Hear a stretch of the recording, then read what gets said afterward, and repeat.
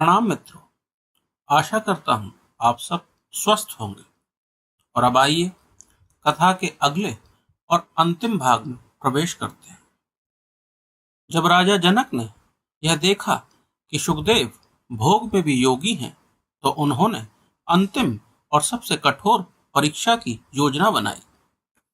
वे शुकदेव के साथ अपने निजी कक्ष में बैठकर गूढ़ आध्यात्मिक चर्चा कर रहे थे कि तभी अचानक योजना के अनुसार एक सैनिक घबराया हुआ अंदर आया और चिल्लाया, महाराज, महाराज, अनर्थ हो गया। राजकोष में आग लग गई है, खजाना जल रहा है। जनक ने सुना और अनदेखा कर दिया। वे वैसे ही चर्चा करते रहे। कुछ देर बाद एक और सैनिक आया और बोला, महाराज, महाराज, आग पूरे महल में फैल गई है, अंतःपुर भी खतरे में है। यह सुनकर भी राजा जनक विचलित नहीं हुए। अंत में एक सैनिक बिलखता हुआ आया और बोला, हे विदेहराज, आपके आग आपके शयन कक्ष तक पहुंच गई है। आपकी सभी प्रिय वस्तु भस्म हो रही हैं। इस पूरी घटना के दौरान सभी दरबारी अपनी अपनी चीजें बचाने के लिए भागदौड़ कर रहे थे और शुकदेव शांत बैठे राजा जनक को निहार रहे थे। तब जनक ने शुकदेव से पूछा, हे मुनि, पूरी मिथिला जल रही है, मेरा सर्वस्व स्वाहा हो रहा है और मुझे इस बात की चिंता नहीं है, पर इस कोलाहल में आपकी यह लंगोटी और कमंडल भी तो जल सकते हैं। क्या आपको इनकी भी चिंता नहीं है? शुकदेव ने मुस्कुराते हुए उत्तर दिया, हे राजन, आप धन्य हैं जो इस विशाल मिथिला के स्वामी होकर भी शांत हैं। जब आप अपनी मिथिला को अपनी नहीं मानते, तो मैं इस लंगोटी को अपना कैसे मानूं? इस मिथिला में मेरा कुछ भी नहीं है, और सच तो यह है कि मेरा तो यह शरीर भी नहीं है। यह उत्तर सुनते ही राजा जनक आसन से उठ खड़े हुए और शुकदेव को गले लगा लिया। उन्होंने कहा, आप उत्तीर्ण हुए, आप ज्ञान के सच्चे अधिकारी हैं। अब मैं आपको वह अंतिम रहस्य बताता हूं जो कर्म और ज्ञान को एक साथ साधता है। उन्होंने तेल से भरा एक पात्र मंगवाया, फिर उसे शुकदेव के हाथों में देकर कहा, आपको यह पात्र लेकर बिना एक बूंद छलकाए पूरी मिथिला का भ्रमण करना होगा।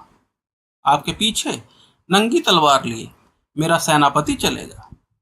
एक बूंद गिरी और आपका सिर धड़ से अलग कर दिया जाएगा।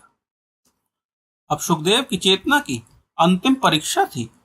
उनकी सारी इंद्रियां, सारा मन, सारी ऊर्जा सिमटकर उस तेल पात्र के ऊपर आ गई थी। वे नगर में चले, नगर के कोलाहल से गुजरे, उस सम्मनाती भीड़ के पास से निकले, बच्चों के खेल और स्त्रियों के हास परिहास को पीछे छोड़ा, और उनकी आंखों ने पात्र के किनारे के सिवा कुछ ना देखा। उनके कानों ने अपनी श्वास के सिवा कुछ ना सुना। वे शरीर से संसार में चल रहे थे और चेतना से वह केवल एक बूंद पर स्थिर थे। जब वह लौटे तो पात्र से एक बूंद भी नहीं छलकी थी। राजा जनक ने पूछा, आपने मेरी मिथिला को देखा? आपको मेरा नगर कैसा लगा? शुकदेव बोले, राजन, मैंने कुछ नहीं देखा। मेरा ध्यान तो केवल इस पात्र पर था। राजा जनक मुस्कुराए और बोले, शुकदेव, यही है जीवन का रहस्य, यही है विधेय होने का सूत्र। जैसे तुम तेल से भरा पात्र लेकर संसार के बीच से गुजरे, पर तुम्हारा ध्यान केवल अपने कर्तव्य पर था, ठीक वैसे ही ज्ञानी पुरुष इस संसार में रहता है। वह राजा होता है, पिता होता है, पति होता है, और उसकी चेतना का दीपक निरंतर परमात्मा में लगा रहता है। वह सारे कार्य करते हुए भी अकर्ता रहता है। वह संसार में रहता है और संसार को अपने भीतर नहीं रहने देता। तुम जिसे त्याग कहते थे, वह पलायन है। सच्चा त्याग वस्तुओं का नहीं होता, वस्तुओं से जुड़ी आसक्ति और मेरेपन का होता है। यही कर्म योग है और यही ज्ञान योग है। इसी तरह जीते हुए तुम राजा भी हो सकते हो और ऋषि भी। उस दिन सुखदेव की आंखों से संशय के सारे बादल छट गए और अनुभव का सूर्य अपनी पूरी प्रखरता से चमक उठा। वे राजा के पास ज्ञान लेने आए थे और एक जीवन मुक्त गुरु पाकर लौट रहे थे।